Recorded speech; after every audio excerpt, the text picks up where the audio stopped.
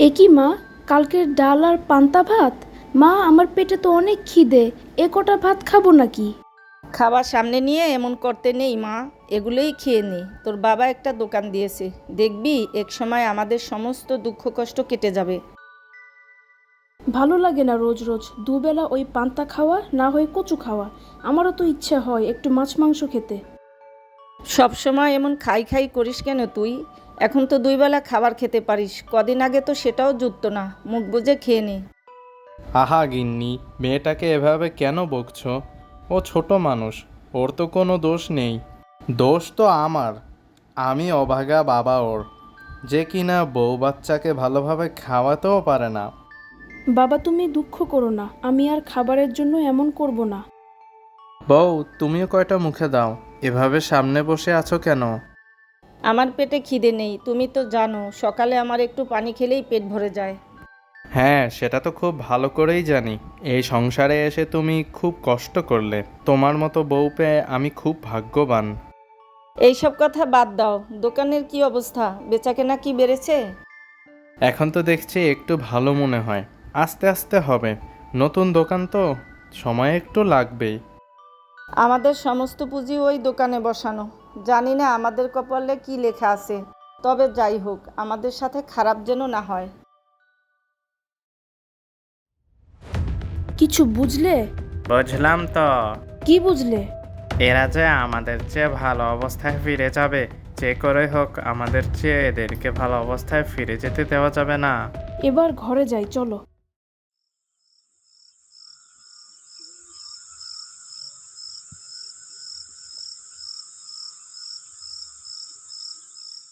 এত হাঁটছ কেন?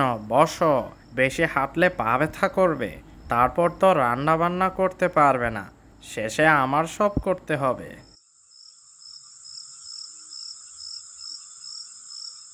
তোমার তো কোনো বুদ্ধি নাই, সব আমার করতে হবে। ভাবছি কি করে ওই দোকানটা নাই করা যায়। মাত্র দোকান দিল, কিছুদিন চালাক, তারপর না হয়। চুপ করবে তুমি, মোটা মাথা কথাকার। ওরা যদি আমাদের চেয়ে বেশি ধনী হয়ে যায়, তা হতে দেওয়া যাবে না। শোনো, আজ রাতে ওই দোকানে আমরা আগুন দিয়ে পুড়িয়ে দেব। এত রাতে তুমি হাটে যাবে দোকান পড়াতে? গেলে গেলাম, তাতে কি?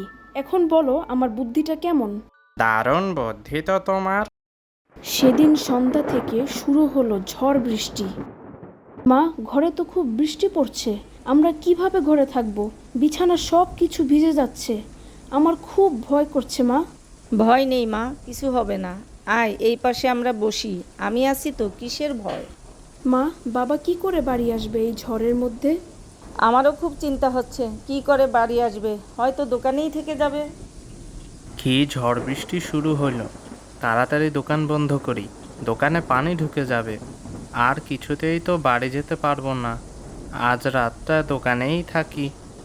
রহিম তাড়াতাড়ি দোকান বন্ধ করে শুয়ে পড়ল। এইদিকে করিম ও তার বউ ঝড়ের মধ্যে দোকানের পিছনে এসে বসেছিল। হঠাৎ ঝড় আসায় তারাও খুব বিরক্ত হলো। কি করতে আসলাম আর কি হচ্ছে? ঝড় আসার আর সময় পেল না। এবার কি করে বাড়ি যাব? আমাদের কাজ আমরা করে ঠিক সময় মতো বাড়ি চলে যাব। এখন দোকানের চারপাশে তেল দেই, চলো এই সুযোগ কাজে লাগাই। এই ঝড়ের মধ্যে আমাদের কেউ দেখবে না।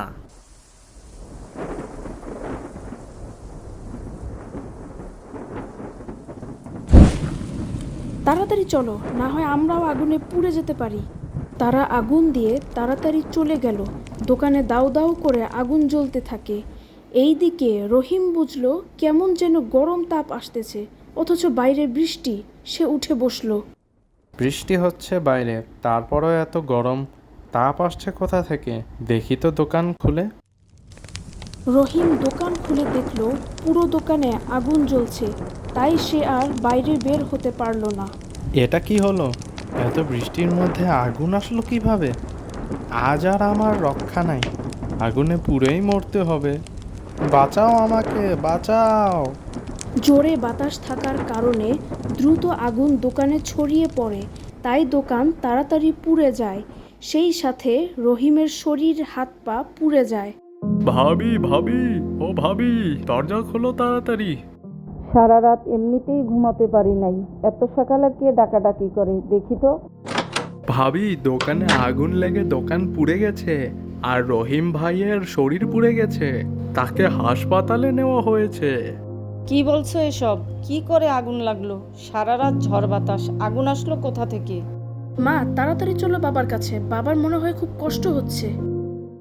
বাবা চোখ খোলো, দেখো আমরা এসেছি। এখন ওনাকে দেখো না মা, ওনার অবস্থা খুব বেশি ভালো না, একটু ঘুমিয়ে থাকুক।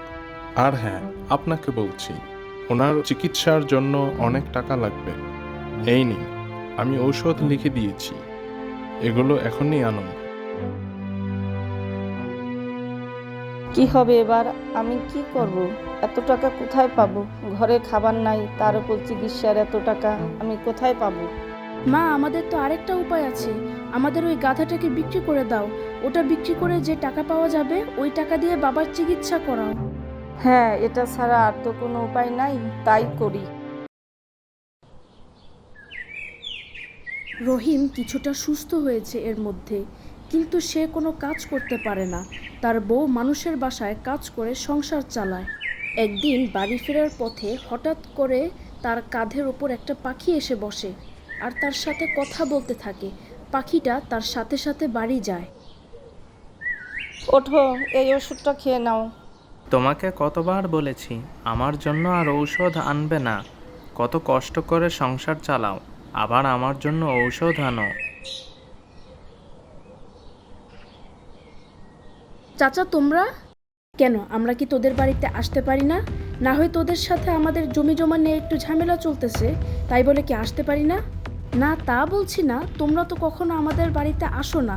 আর আমার বাবা এতদিন বিছানায় পড়া, তাও কখনো দেখতে আসোনি, তাই জিজ্ঞাসা করলাম। হ্যাঁ, আসেনি তখন, রাগ ছিল তাই। একটা কথা বলতে এসেছি, ওই জমিতে তো ভালোই চাষ করছো, এ ফসল তোলা হয়ে গেলে আর কিছু লাগাবে না, এখন থেকে আমরা এই জমিটা দেখাশোনা করব। চাচা, জমিটা তো পড়েই ছিল, আমি আর মা কত কষ্ট করে সেটাতে চাষ করেছি। জমিটা হিসেব মতো আমাদের, তাই আর তোমরা পাবে না। বলার দরকার ছিল, বলে গেলাম। এখন থেকে জমি আমাদের। চলো এবার বাড়ি যাই। শুনলে তো তোমার ভাই কি বলে গেল? কিভাবে চালাবো আমরা এই অভাবের সংসার?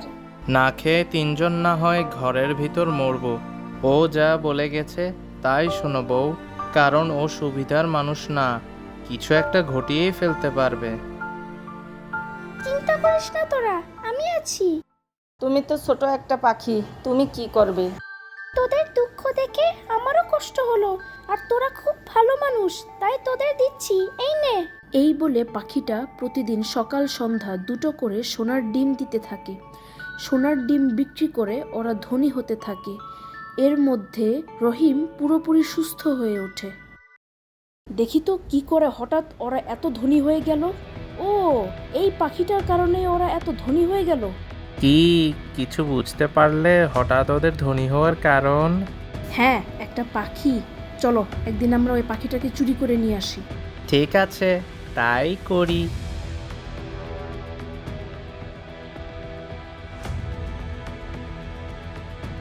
কি, এটা কি হলো?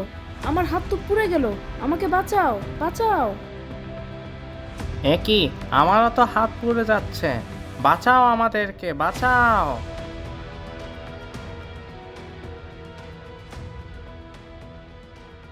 বাঁচাও আমাদেরকে, বাঁচাও। কি হয়েছে তোমাদের? বাঁচাও বাঁচাও করছো কেন? কি হয়েছে চাচি? আমাকে বাঁচাও, আমার হাত পুড়ে গেল, জ্বলে গেল। ওকে তোমরা সাহায্য করবে না, ও লোভী আর খারাপ মানুষ। ও আমাকে জোর করে ধরে নিয়ে গিয়েছিল ডিমের লোভে ধনী হওয়ার জন্য। তুমি ওদের কাছে মাপ চাও। থাক, তুমি ওকে মাফ করে দাও, আমরা কারো ক্ষতি চাই না। তোদের কারণে আমি ওদের মাফ করে দিলাম। এরপর রহিম তার বউ মেয়েকে নিয়ে সুখে শান্তিতে বাস করতে থাকে। তাদের আর দুঃখ কষ্ট রইল না।